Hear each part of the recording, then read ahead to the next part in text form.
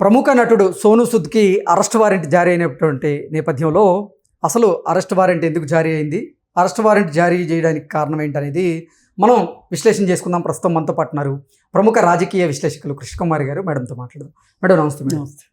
ప్రముఖ నటుడైనటువంటి సోనూ సూద్ మీద arrest warrant జారీ చేశారు. ఏంటి మేడం కారణం ఏంటి? లూధియానాలో ఒక అతనికి అప్పిచ్చాడు. ఓకే, అప్పిచ్చాడో లేకపోతే బిజినెస్లో ఏదో పెట్టుబడి పెట్టించుకున్నాడు. ఆ కేసు అది ఆ పెట్టుబడికి సంబంధించి ఆ లావాదేవీ విషయంలో వాళ్ళకి గొడవలు వచ్చినాయి. గొడవలు వస్తే ఆ కేసులో సోనూ సూద్ సాక్షిగా ఉన్నాడు. అందుకని చెప్పి సోనూ సూద్కి నువ్వు సాక్షివి కదా, నువ్వు వచ్చి వాంగ్మూలం ఇవ్వాలి కోర్టులో అని అడిగారు. అడిగితే ఇతను స్పందించలా.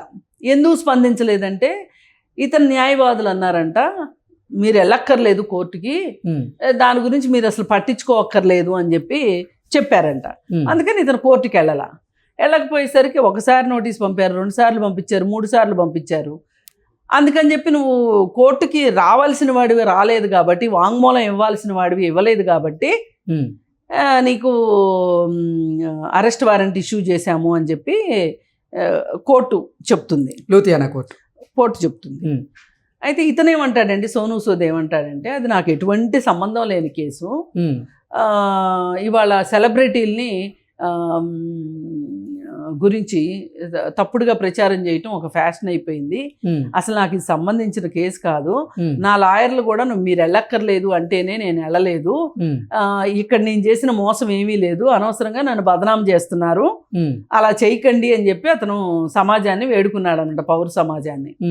అలాగే మీడియా కూడా ఈ విధంగా చిత్రీకరిస్తుంది, ఇట్లా చేయటం తగదు అని చెప్పి హితవు పలికాడు.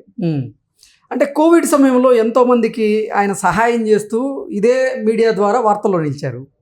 ఇప్పుడేమో అతని వ్యక్తిత్వం గురించి ఇటువంటి వార్తలు వస్తూ ఉన్నాయి. అంటే ఒకటి మీడియా బాధ్యతగా ఉండాలి, అసలు వాస్తవం ఏంటి అనేది చూసుకోవాలి.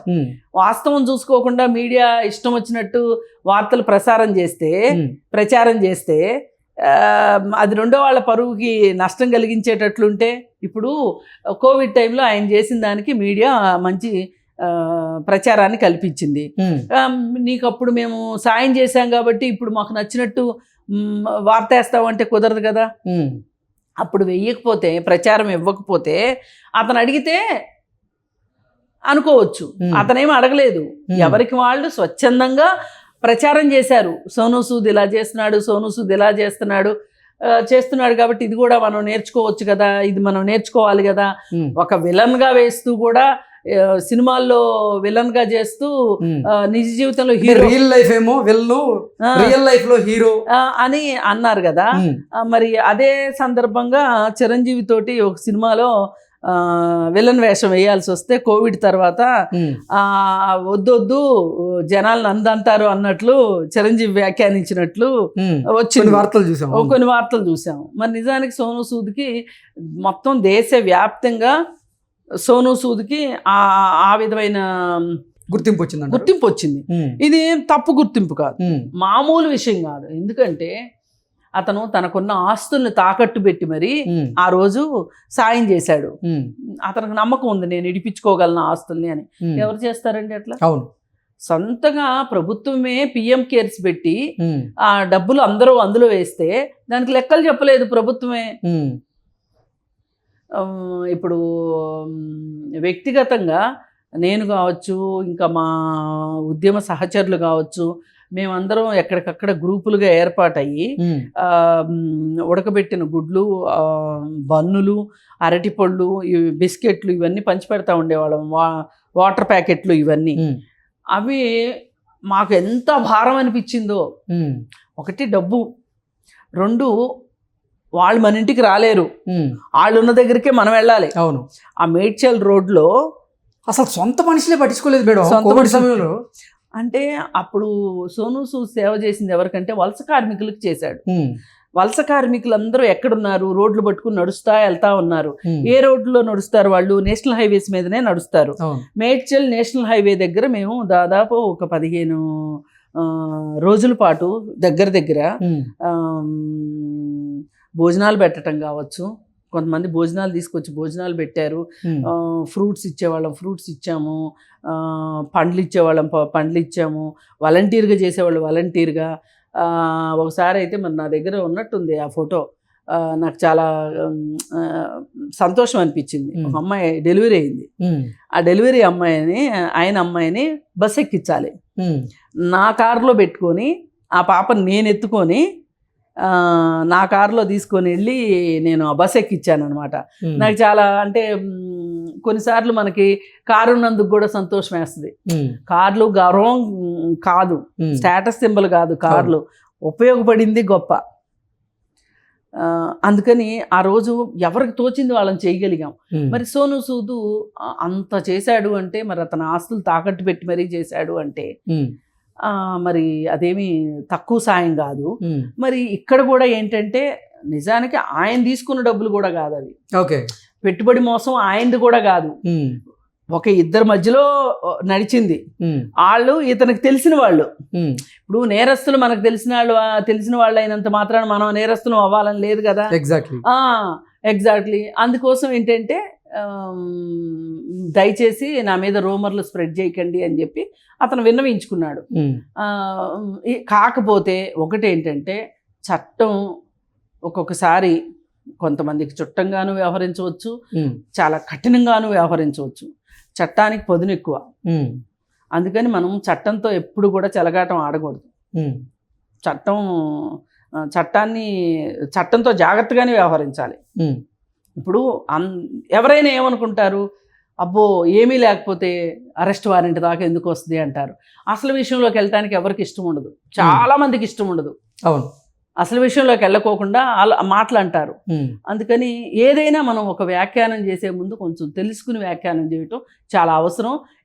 ఈ సందర్భం కూడా దాన్ని సూచిస్తుంది. అంటే కొంతమంది అసలు లోపలే ఉందనేది చూడరు, నిప్పు లేనిదే పొగరాదు కదా ఇలా మాట్లాడతారు. ఒక్కోసారి నిప్పు లేకుండా అగ్ని ప్రమాదాలు జరుగుతాయి, ఫైర్ ఇంజన్లు వచ్చి ఆ మంటలు ఆర్పుతాయి కూడా. అప్పుడప్పుడు వార్తల్లో కూడా చూస్తుంటాం కదా సోను సూద్ గురించి. ఇవాళ సోను సూద్ గారి అబ్బాయి బర్త్డే, ఆ కుటుంబానికి మీరు శుభాకాంక్షలు తెలియజేయండి. ఇలాంటి వాళ్ళు సమాజంలో ఉంటే చాలా మంచిది సమాజానికి. చాలా మంది దగ్గర డబ్బులు ఉన్నాయి కదా, ఆ డబ్బులు ఉన్న వాళ్ళందరూ ఏం చేశారు? సోను సూద్ ఒక రైతుకి ట్రాక్టర్ కొనిపించారు, అంటే తన పిల్లలు కాడిడ్లు లేని ఒక అరకతు దున్నుతున్నారు. అతను చెల్లించిపోయి. ఇది ఒక్కటే కాదు, సోషల్ మీడియాలో ఇలాంటి వార్త ఏదొచ్చినా సరే అతనికి ఒక టీం ఉంటుంది, వాళ్ళకి చెప్తాడు ఏంటి అదేంటో చూసి రమ్మని. వాళ్ళు అతనికి రిపోర్ట్ ఇచ్చారనుకోండి, వెంటనే దానికి సంబంధించిన హెల్ప్ చేస్తాడు. అట్లాగే మన తెలుగు ఇండస్ట్రీలో జగపతి బాబు ఉన్నాడు, జగపతి బాబు కూడా అంతే. ఇప్పుడు ఎవరైనా అపోలో హాస్పిటల్లో ఉన్నారు, పేషెంటు డబ్బులు కట్టుకోలేని పరిస్థితిలో ఉన్నారు, ప్రాణాపాయ స్థితిలో ఉన్నారు అంటే, కాకపోతే అతనికి చెప్పేవాళ్ళు సరైన వాళ్ళు అయి ఉండాలి. చెప్పే వాళ్ళ మీద అతనికి నమ్మకం ఉండాలి జగపతి బాబుకి. సోను సూద్కైనా అంతే కదా. ఇప్పుడు వీళ్ళు ఇప్పుడు ఆయన తిరుపతిలో జరిగింది ఒక రైతుది, సోను సూద్ ఫ్లైట్ వేసుకుని తిరుపతికి అయితే రాలేడు కదా, ఎవరో ఒక మనిషిని పంపిస్తాడు. ఆ మనిషి చెప్పిన సమాచారాన్ని ఆయన నమ్మితే గనక చేస్తాడు. ఇప్పుడు మొన్న ఇలా ఎంతో మందికి హాస్పిటల్ బిల్స్ కట్టాడు ఎవరు, జగపతి బాబు. అయితే ఒకసారి ఒక ఫేక్ హెల్ప్ చేశాడంట, తర్వాత తెలిసిందంట. అయితే దాని మీద ఏంటి వ్యాఖ్యానిస్తారు అంటే, నా తప్పు ఎలా అవుతుంది, ఇక వాళ్ళు అంతకు దిగజారితే నేనేం చేస్తాను అని సింపుల్గా అన్నాడు. అంతేగాని డబ్బులు పోగొట్టుకున్నదా ఫీలింగ్ లేదు ఆయనకి. అలాగే ఎవరైనా సరే ఆయనకి ఫోన్ చేసి ఇలా ఉంది సాయం చేయండి అంటే మటుకు ఆ చెప్పే వ్యక్తిని బట్టి సాయం చేసేస్తాడంట. మొన్న ఈ పిల్లాడు సంధ్య థియేటర్ దగ్గర పిల్లోడిని కూడా హాస్పిటల్కి వెళ్ళి పరామర్శించి వచ్చాడు. అవును, మళ్ళీ ఎవరికి చెప్పుకోలే. ఎవరో సినిమా ఇండస్ట్రీ వాళ్ళు ఎవరో వెళ్ళలేదు అంటే, ఏం అక్కర్లా నేను వెళ్ళాను కానీ నాకు ప్రచారం ఇష్టం లేదు, నేను చెప్పుకోలేదు అన్నాడు. అంటే ఒక రకంగా సినిమాల్లో విలన్ వేషాలు వేసే వాళ్ళకు కూడా మంచి హృదయం ఉంటుంది, అది మనం అర్థం చేసుకోవాలి. అలాగే ఇంకొకటి, ఎవరైనా ఒక మాట చెప్తే ఇదిగో పులి అంటే అదిగో పులి అన్నట్లుగా ఉండకుండా కొంచెం మనము ఈ మధ్యకాలంలో ఫ్యాక్ట్ చెక్ అని ఒక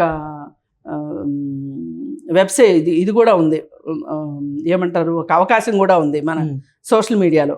మనకి ఏదన్నా ఆ ఫ్యాక్ట్ చెక్ అనే దాన్ని మనం డౌన్లోడ్ చేసుకుంటే కనుక మన ఫోన్లో ఇప్పుడు ఏదైనా ఒక వార్త చూసామనుకోండి, ఆ వార్తను దానికి ఆ ఫ్యాక్ట్ చెక్ దాంట్లో పెడితే అది ఇమీడియట్గా చెక్ చేసి చెప్పేస్తుంది ఓకే ఇది నిజమా కాదా అని, రియల్ ఆ ఫేకా అని చెప్పేస్తుంది. దాని పేరే ఫ్యాక్ట్ చెక్ అనమాట. ఇది ఒక ఆయన దీని మీద అసలు ఒక ఆయన పుస్తకం కూడా రాశాడు. అందుకని అట్లాంటిది వినియోగించుకోవాలని నేను కోరుకుంటున్నాను. Okay okay madam, thank you so much. Thank you.